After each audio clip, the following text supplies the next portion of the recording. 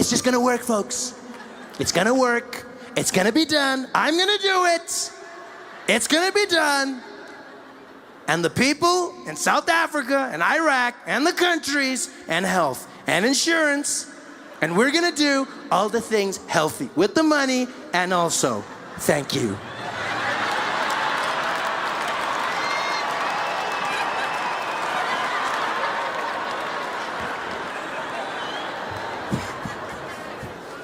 Donald Trump is losing his mind, saying the craziest things. We're gonna build a wall, and Mexico's gonna pay for it. I love how Mexico's like, We ain't paying for shit, man.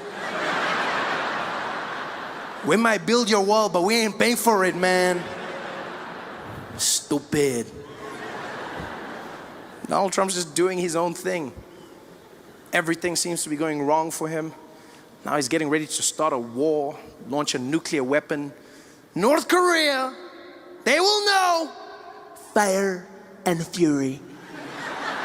Fury and fire. Fast and furious. Tokyo Drift. Like no one's ever seen. This guy's gonna blow up the world, people. He's not having a good time.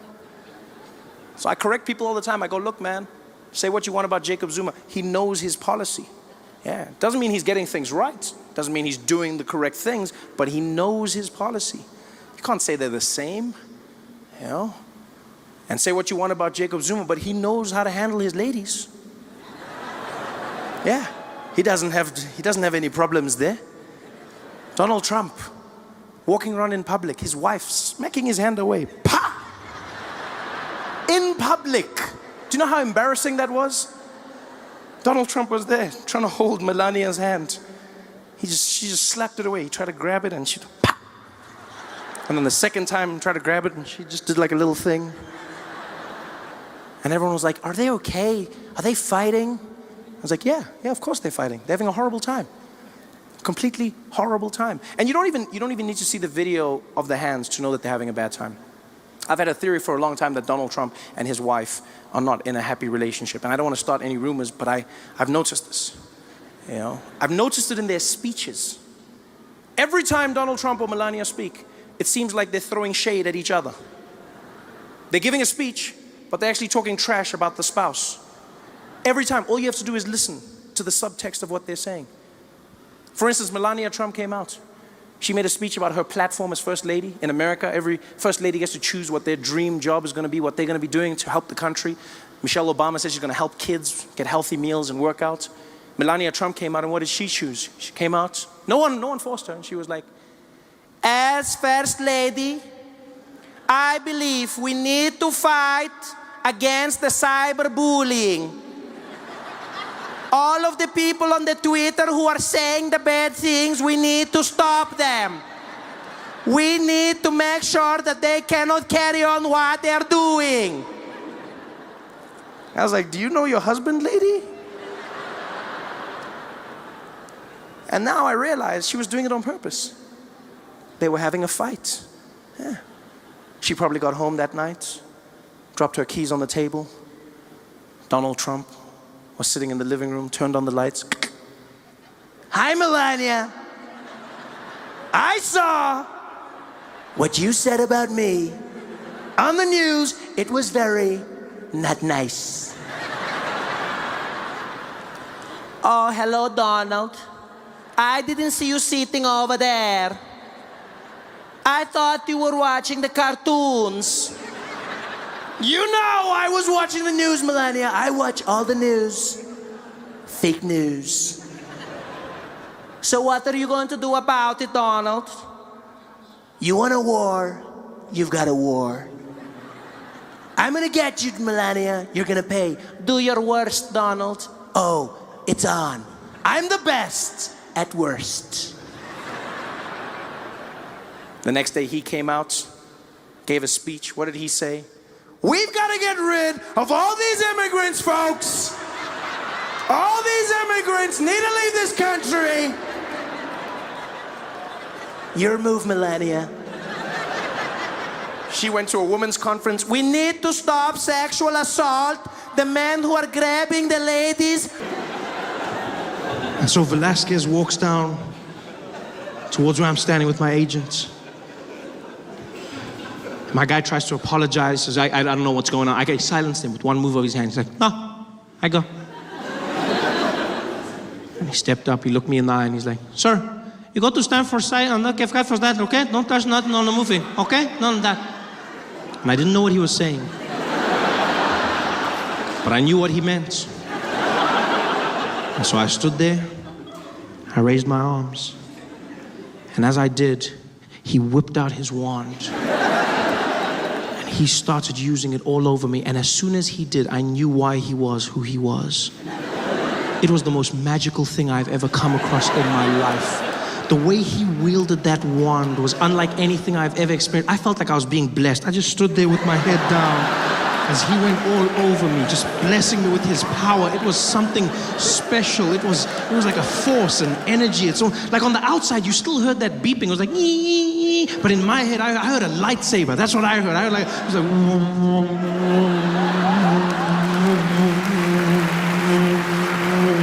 because he was to me, little Mexican Jedi. In fact, that's exactly what he was. He was my Mexican Jedi. Which, by the way, I feel would be a welcome addition to the Star Wars franchise. No, I'm a big fan. I'm a huge fan of Star Wars. I love Star Wars. I was super excited when I found out they'd be making another one. I was losing my mind. I went back, watched all the movies, and I came to realize that there's no Mexican Jedis, not even one. There's no Mexican Jedis, which is weird. Because when you look at it, technically speaking, Star Wars is a vision of America in a distant future. So, surely it would be safe to say, judging by the current trajectory of Mexican people in America, I'm sure it would be safe to say that by that time, in a galaxy far, far away, there would be at least one.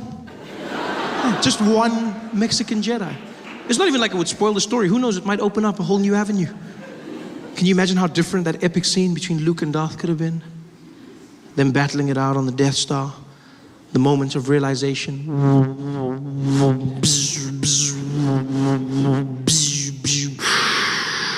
Luke.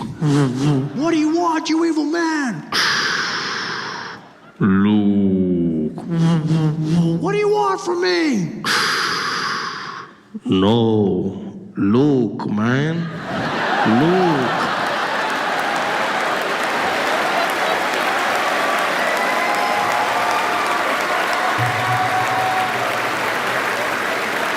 It's your father, man.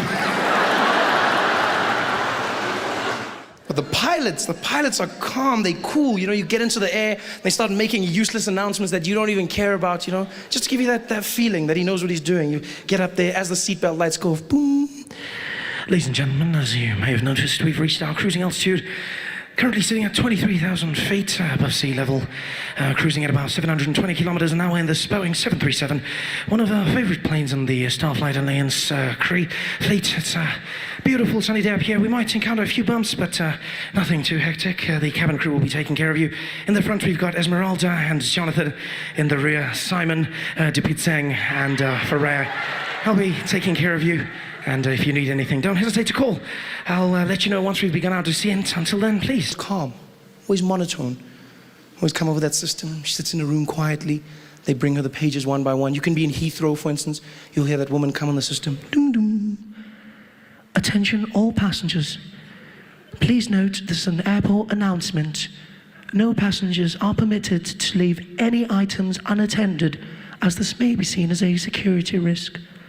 Any unattended luggage will be removed by security and destroyed. Thank you. Dun, dun. Everywhere in the world, even if you go to like non-English speaking countries, they still conform to that norm. You know, you go to places like China where you wouldn't expect it, you know? You think, I see some of you probably think they'll be like, no, don't even laugh, that's racist, don't even laugh. No, that's racist, you don't even laugh. But they're not. They calm. It's a woman, still the same. It's just another language. She'll come on the piano and be like, dum dum. 才个是那些，从早考个一学的，跑个一学的，不离其实哎为他个一些，从早考的一次，谢谢你，dum dum. And you know they've conformed. And then you land in South Africa. And you know you've landed. You know that you're back home when you walk into the airport terminal building. You walk in, and I don't even know if they audition the people who do it. No. It's almost like whoever's closest to the mic gets to do it first, you know? Yeah, hands are lap, hands. It's the craziest thing. Luckily, 99% of the time it's a woman, but she'll come on. It's the craziest thing ever. As you walk in, she'll come and be like, dum dum. Attention all passengers. Attention all passengers. Hello, I'm talking to you. Hello. Yeah, all the people is like Kula.com. The plane is delayed.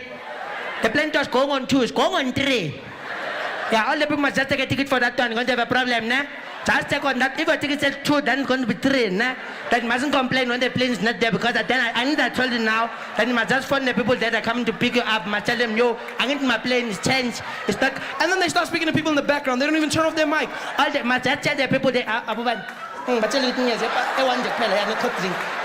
I need to jelly. I need to drink. Yeah, I need to know niggas. I need to jelly. Yeah, it's chicken.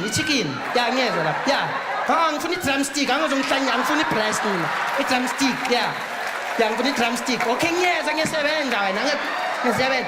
Okay. All the people is like one time. The gate is changed. It's not D2. It's C15. It's not D2. It's C15. If you can go to D2, you can find nothing. Okay, bye-bye. But I need my chain. No, don't shine here. Shalva. Trevor. Shaval. Trevor. Shaval. Trevor. Shaval.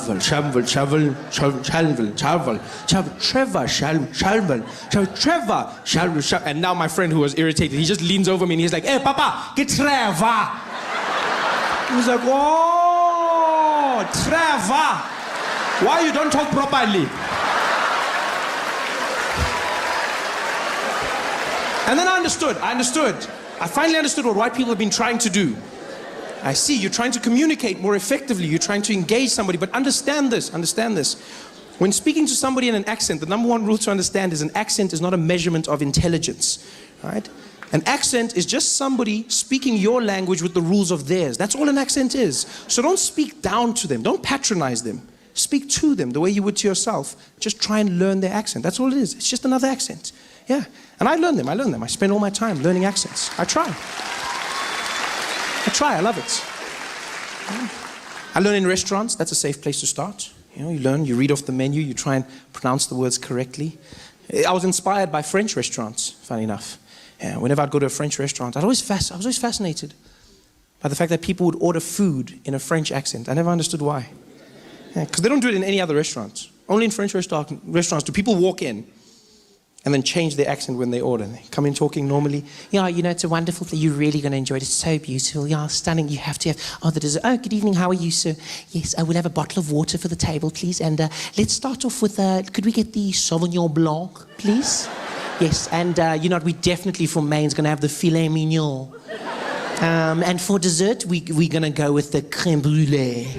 Thank you very much. Thank you. Oh, you're going to love it. Like, why are you doing that? I never understood. I was like, why? Because it's not like the French are going to return the favor. There's no French people sitting in our restaurants in South Africa looking at the menu like, so for the table, we can order some starter portion with share something? No? Okay. Could we please have one serving of the boerewors?